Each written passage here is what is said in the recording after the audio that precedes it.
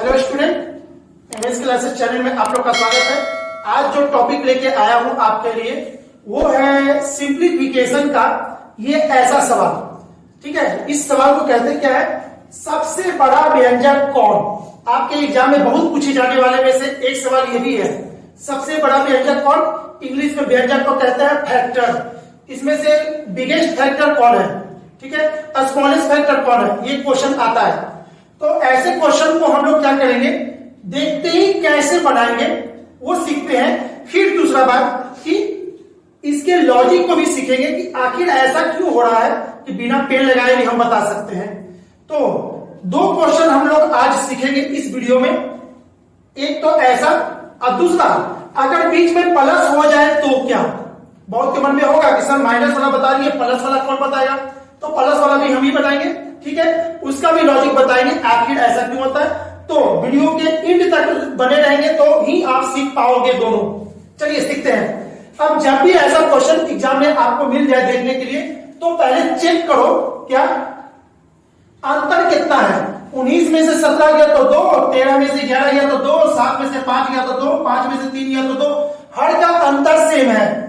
यहां भी देखो 7 में से 5 गया तो 2, 5 में से 3 गया तो 2, 9 में से 7 गया तो 2, 11 में से 9 गया तो 2। आपके सामने दो सवाल मैं लेके आया हूं। एक इसको मैं बताऊंगा, इस पे आप लोग अप्लाई करोगे इस चीज को।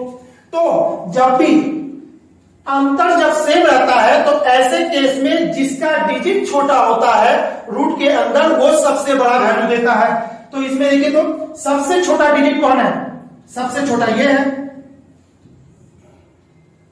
ठीक है, तो आपका सबसे बड़ा वैल्यू यही देगा।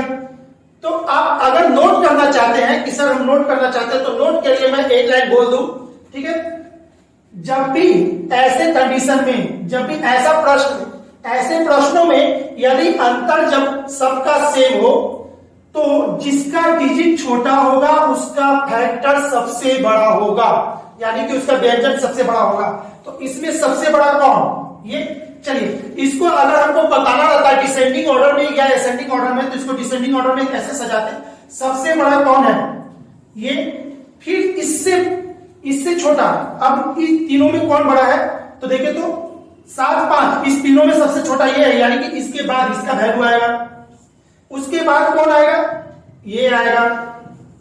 उसके बाद कौन आएगा, तो ये आएगा। आई होप कि आपको समझ में आ गया होगा। अगर आया है तो यहां पे एक बात क्या करना है, हमसे पहले तो आपका आंसर आ गया होगा अगर आपको समझ में आ रहा होगा, ठीक है। तो चलिए देखते हैं, अंतर जब सबका सेम है तो सबसे बड़ा वैल्यू कौन देगा, ये देगा। तो सबसे बड़ा कौन हो गया, ये। इसके बाद कौन बड़ा है, तो देखिए तो अच्छा 5, 3 का तो काम हो गया, तो बचा ये 3। ये 3 में सबसे बड़ा कौन है, ये है, तो आपका आंसर हो जाएगा ये, ठीक है। उसके बाद ये दोनों में कौन बड़ा है, ये, तो ये छोटा होगा, ये छोटा है तो ये सबसे बड़ा वैल्यू देगा, तो यानी ये सी। उसके बाद आपका डी, ठीक है। आई होप कि आपको समझ में आ गया होगा। तो जितने लोग कंपटीशन की तैयारी करते हैं, ऐसा बहुत सारा वीडियो मेरा है ना मेरे चैनल पे है, तो आप हमारे चैनल को सब्सक्राइब कर लेंगे और जब वीडियो समझ में आए तो लाइक करना ना भूलेंगे, जिससे हम मोटिवेट होते हैं, ठीक है। तो चलिए ये दो क्वेश्चन तो मैंने बता दिया कि आंसर कैसे करना है। अब इसके पीछे की सच्चाई को भी जाने, यानी कि पीछे की सच्चाई होता है तो क्या, लॉजिक। इसकी लॉजिक क्या है, क्या ऐसा क्या होता है कि छोटा वाला बड़ा हो जाता है, कोई चमत्कार नहीं होता। इसके पीछे एक लॉजिक है, उस लॉजिक को हम लोग समझते हैं। लॉजिक को सिखाने के लिए हम क्या कर रहे हैं, केवल एक क्वेश्चन का हेल्प ले रहे हैं, बाकी हम हटा देते हैं, समझने के लिए बहुत सफिशियंट है। तो देखिए इसको हम ऐसे भी लिख सकते हैं,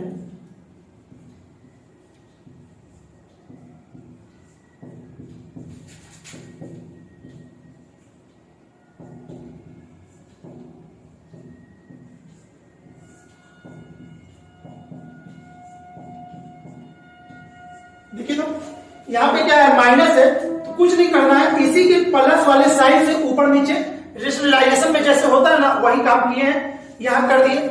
अब इसको हम और लिख सकते हैं, इसको देखिएगा यहां पे a minus B A plus B, A minus B A plus B, तो हम लिख सकते हैं a² माइनस बी² बट्टे में इतना। ठीक है, और हम क्या कर सकते हैं, इसको भी हम और सिंप्लीफाई कर सकते हैं। क्या, अंडर रूट 19 का स्क्वायर क्या होता है, 19 होता है, अब माइनस ये कितना हो जाएगा, 17 हो जाएगा, डिवाइडेड बाई कितना, इतना। यानी कि इसको और हम लिख सकते हैं 2 बट्टे इतना। ठीक है, इसको सॉल्व किए तो फाइनली क्या हम पाए, ये पाए। तो सिमिलरली इसको सॉल्व करते तो क्या मिलता, 2 बट्टे इतना मिलता। सिमिलरली इसको सॉल्व करते तो क्या मिलता, 2 बट्टे ये मिलता। और फाइनली इसको सॉल्व करते तो क्या मिलता, 2 बट्टे में। अब यहां पे बाबू ध्यान से देखो तो सभी में ऊपर में 2 आया है, इसमें भी 2 है, इसमें भी 2 है, इसमें भी है, इसमें भी है। जब सब में 2 ऊपर में है और नीचे का डिजिट आपका चेंज हो रहा है, तो हम आपको बताएं इसको सीखने के लिए यहां पे आप देखिए तो 2 बट्टे 7, 2 बट्टे 5, 2 बट्टे 13, यानी 2 बट्टे 13। इसमें सबसे बड़ा कौन? तो बाबू एक चीज बताएं, ऐसा सवाल भी बहुत भयानक तरीका से मैं बताया हूं, बहुत ही जबरदस्त तरीका से, जो मेरी वीडियो पे है। इस टाइप का क्वेश्चन एग्जाम में बहुत आता है, इसके लिए अलग से वीडियो बना हुआ है। फिलहाल यहां पे समझो, जब ऊपर का डिजिट सेम हो तो नीचे का डिजिट जिसका है ना, देखिए जब ऊपर का डिजिट सेम हो तो जिसका डिजिट नीचे में सबसे छोटा होगा उसका वैल्यू सबसे बड़ा होता है। तो देखिए तो 2 को 5 से डिवाइड करेंगे और 2 को 13 से डिवाइड करेंगे, यानी कि 13 से, तो ये क्या होगा, इसको बहुत इसका वैल्यू छोटा हो जाएगा। तो जिसका डिजिट नीचे में छोटा होगा वो बड़ा वैल्यू देगा, और जिसका डिजिट नीचे बड़ा होगा वो छोटा वैल्यू देगा।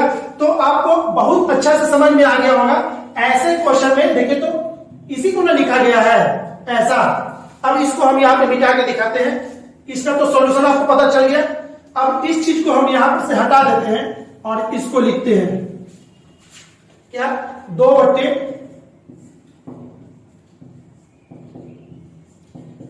इतना।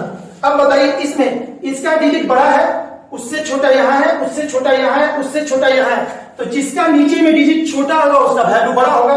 इसीलिए ऐसे क्वेश्चन में क्या करते हैं, आप एग्जाम में ऐसे सॉल्व ना करके याद रखेंगे, जब अंतर सबका सेम हो तो नीचे का डिजिट जिसका डिजिट छोटा होगा वो बड़ा वैल्यू देगा।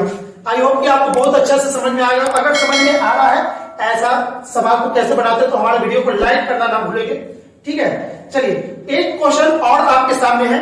इस क्वेश्चन को देखिए तो आपके सामने मैं लिख रहा हूं, इसको क्या करना है, आप लोग को बनाना है और हमारे मैसेज कमेंट बॉक्स में उसका आंसर मैसेज कर देना है कि हाँ सर मैंने सीखा। चलिए देखते हैं नेक्स्ट सवाल को। आपके सामने क्वेश्चन मैं लिख देता हूं। ए में है इतना, बी में है इतना, सी में है इतना, और डी में लिखा हुआ क्या, अच्छा डी नहीं है, इतना ही दिया होता। आपको सजाना था कि इसमें से कौन सा आंसर होगा। तो ऑप्शन नंबर ए एग्जाम में जो आया है ये, ठीक है, ऑप्शन बी दे रहा है ये, और ऑप्शन सी दिया है ये, और ये दिया है यहां पे। ठीक है, अगर आपको समझ में आया है इसका आंसर आप हमारे कमेंट बॉक्स में बताएंगे इसमें कौन वाला आंसर सही होगा। ठीक है, आई होप कि आपको समझ में आ रहा होगा। चलिए नेक्स्ट अब हम देखते हैं, अगर इसी में ऐसा ही क्वेश्चन में अगर बीच में प्लस आ जाए तो उसके लिए हम क्या करते हैं। इसमें क्या है, इसमें प्लस यूज किया गया है, अगर आप शुरू से वीडियो देख रहे हैं तो आपको पता चलेगा, ये इसमें पहले माइनस यूज कर रहे थे, अब प्लस यूज कर रहे हैं। तो ऐसे क्वेश्चन में जब 8 5 13, 7 6 13, 10 3 13, 11 2 13, जब प्लस वाला हो तो प्लस करते हैं और माइनस वाला होता तो माइनस, जब माइनस होता तो अंतर चेक करते हैं और जब प्लस वाला हो तो प्लस करते हैं। ठीक है, तो यहाँ पे 13, यहाँ भी 13, यहाँ भी 13, यहाँ भी 13।